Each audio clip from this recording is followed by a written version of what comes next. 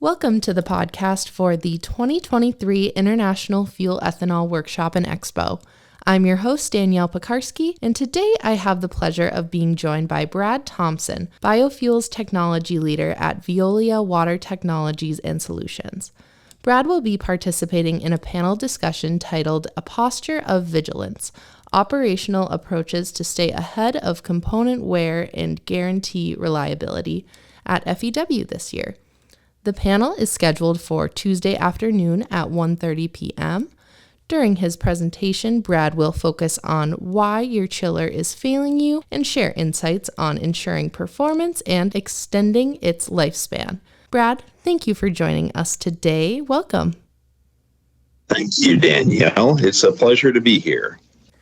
Let's begin things by having you share why chilled water is critical to maintaining acceptable fermentation temperatures. Yes, exactly. So chilled water in an ethanol plant is critical because each plant has its own ideal temperature range that it must maintain in order for the yeast and the enzymes to function. Historically, that's been in the low to mid 90 degrees Fahrenheit. As fermentation is exothermic, which means it releases heat, the heat must be removed in order to allow the fermentation process to continue. So normally the way the heat's removed in the plants is a cooling tower is used, but a cooling tower is good only up to a certain point. A cooling tower can only cool as low as what's called the wet bulb temperature. So the wet bulb temperature is the lowest temperature that water can reach through evaporation at a given temperature and humidity level. Normally, the cooling tower can drop the water temperature below that of the outside air temperature. It's the humidity level that limits how much that water temperature can drop. For example, if the humidity in the air is 100%, then no evaporation can occur, right? Because the water won't, or the air will not take any additional moisture. So in that case, if the humidity is 100%, the cooling tower temperature will equal the outside temperature. However, most of the time, we don't see 100% humidity, although if you live in the Midwest, it sure feels like that in the summertime. But so most of the time, we're able to drop the temperature in a cooling tower below that of the outside air temperature. Anyway, the chiller is brought online when the humidity and or the outside air temperature are too high. So the chiller allows us to depress the firm cooling water temperature even lower than what you could reach with just the cooling tower. And that's particularly important in the warmer months. And of course, the farther south you are, the more often and the sooner in the year you have to use the chiller. I do want to point out one thing that I've seen in various plants is that as fermentation technology has advanced, we have seen plants that can withstand even higher fermentation temperatures. In fact, some plants are able to run without using their chillers at all, or at least until the outside temperatures have become exceedingly hot. Not running the chiller is a benefit to the plant because it results in major electrical savings, but keeping that chiller in working order is still important. It's still important to keep that chiller available and ready to run.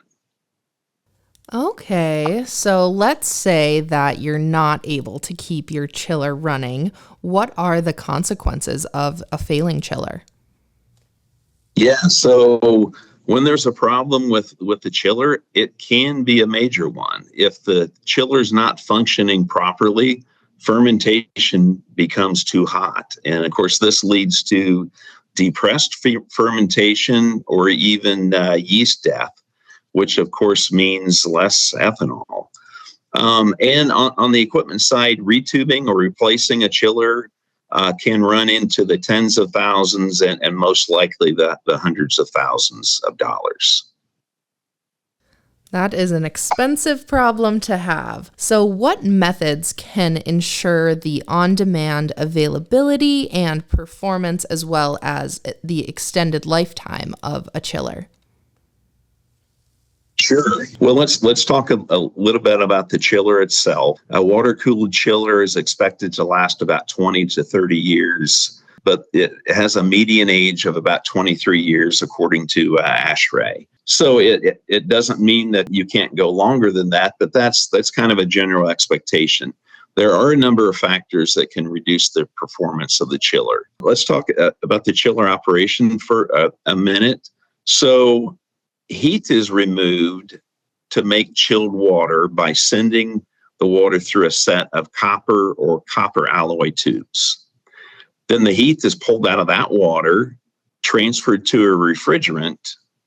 The refrigerant is compressed, which releases the heat through a second set of copper alloy tubes, which then transfers the heat into the cooling tower water. So those two sets of copper alloy tubes are pretty important. So the chiller works just fine unless we see any one of a number of conditions that can occur on these tubes, which would include fouling or bacterial growth, biofilm, mineral deposits, or corrosion. The reason we picked this topic is that we've seen a number of plants that have had to plug chiller tubes, and chiller tubes that are plugged generally experience corrosion. But the corrosion can be a result of factors. For example, bacteria growth on the tubes restricts flow. It impairs heat transfer. It prevents the corrosion inhibitor from reaching the metal surface, and it creates corrosion underneath the biofilm. So it's not always just about bacteria growth that is an issue. It's all the problems that come along with it. And so corrosion can also occur from other factors: too much chlorine, too little corrosion inhibitor, a number of things. If the tubes are clean, there's also an issue with suspended solids, which would be any particulate that comes in with the water in the tubes if there's not enough flow. So we need to see a minimum amount of flow through the chiller to keep those tubes clean. If those suspended solids do settle out, then we'll see issues like anaerobic bacteria. So we have bacteria growing again, and now we're back to even developing more issues, including water flow, heat transfer, and corrosion. And one of the other issues that we see is that these copper tubes are in direct contact with the carbon steel sheet, which creates galvanic corrosion. So galvanic corrosion, Danielle, think about like a battery. So a battery pulls a current. In this case, the copper in the chiller pulls an electric current, and it pulls the electrons from the steel. So the steel degrades. So just like a battery runs out of juice, eventually a chiller will run out of metal. And when it goes into the center part of that chiller, well, you have a leak and you can't hold your refrigerant. So you're out of luck as far as running that chiller. Okay, so you asked, what are some of the things that you can do about it, especially as these chillers become older year after year? So one of the major ones, start by eliminating stagnant water. And as noted before, this includes keeping water flow through the chiller at all times. Some plants I've seen have installed lines to maintain like a small amount of water flow through the chiller when the chiller is not being used. This can make the situation even worse because now you're sending fresh nutrients to the bacteria. Solids can begin to settle out. And again, you're back to the problems with deposits and fouling and corrosion and everything that goes along with it. You're much better off if you maintain full flow through the chiller.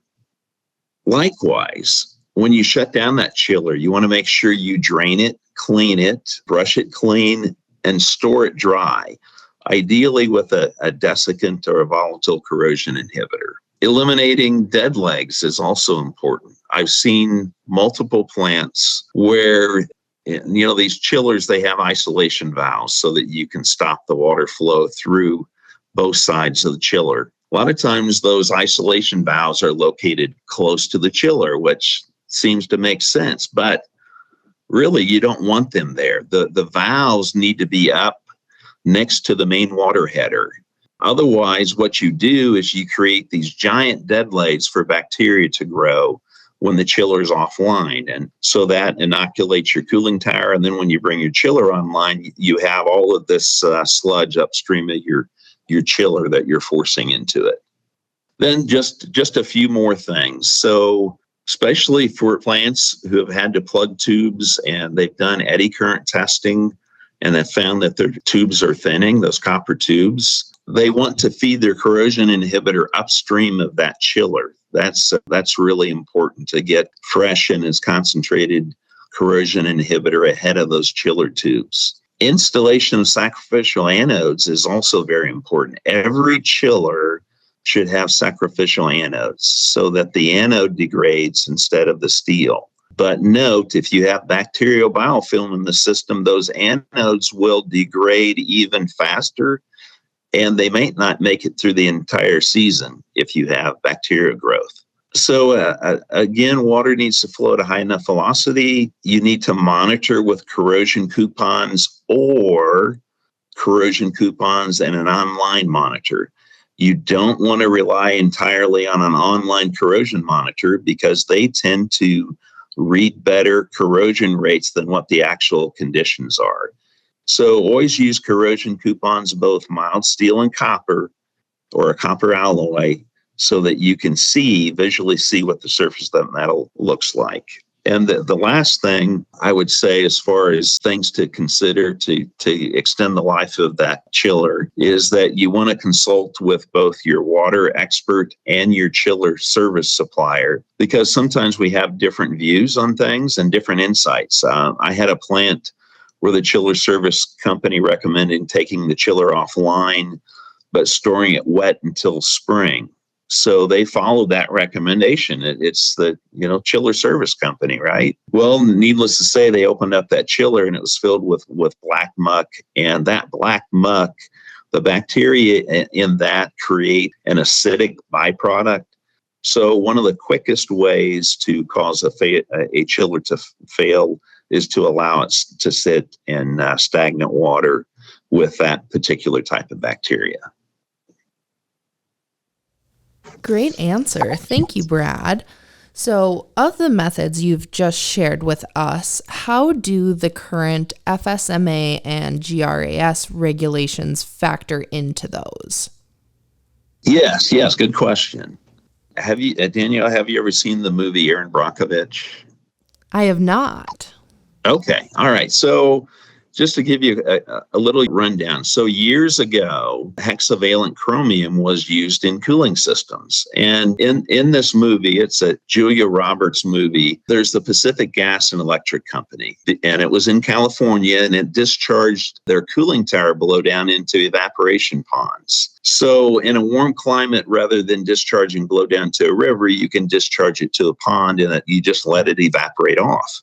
That's how they got rid of the water. Well, the ponds were supposed to be lined, but they were not, which allowed chromium to leach into this town of Hinckley's drinking water. It's a terrible story. So the reason hexavalent chromium was used in that story is because it's a great corrosion inhibitor. And guess what? Back when they used chromium, there was no need to feed chlorine or any other biocides, as nothing could grow in it. So now, of course, we don't have anything near as toxic. So we use much safer corrosion inhibitors than those they used years ago. Still, that said, we do have some plants that 100% follow FSMA. And this is a real issue, as the most effective copper corrosion inhibitors are not GRAS. So they're not approved for GRAS. So if your plant 100% following FSMA, you're not able to use the best copper corrosion inhibitor. There are all alternatives, but they're not as good. And then you have other plants that are not following FSMA guidelines 100% because they consider their cooling tower water as non-contact. And so they do continue to use that best copper corrosion inhibitor. The other thing that FSMA and Gras takes away is that we're not able to use our full spectrum of biocides to control bacteria, as well as biofilm removers and that full line of products. That's really the big difference. Did that answer your question? Yes, it sure did. Thank you again, Brad. If our listeners are interested in hearing more about Brad's presentation, be sure to tune into A Posture of Vigilance, Operational Approaches to Stay Ahead of Component Wear and Guarantee Reliability. That will take place at 1:30 p.m. on Tuesday afternoon. And Brad, thank you for joining us today. We will see you soon in Omaha. Thanks again. I look forward to it. Absolutely. And thank you to our listeners. We hope to see you all at the 39th Annual International Fuel Ethanol Workshop and Expo in Omaha, Nebraska this June from the 12th to the 14th. Until then.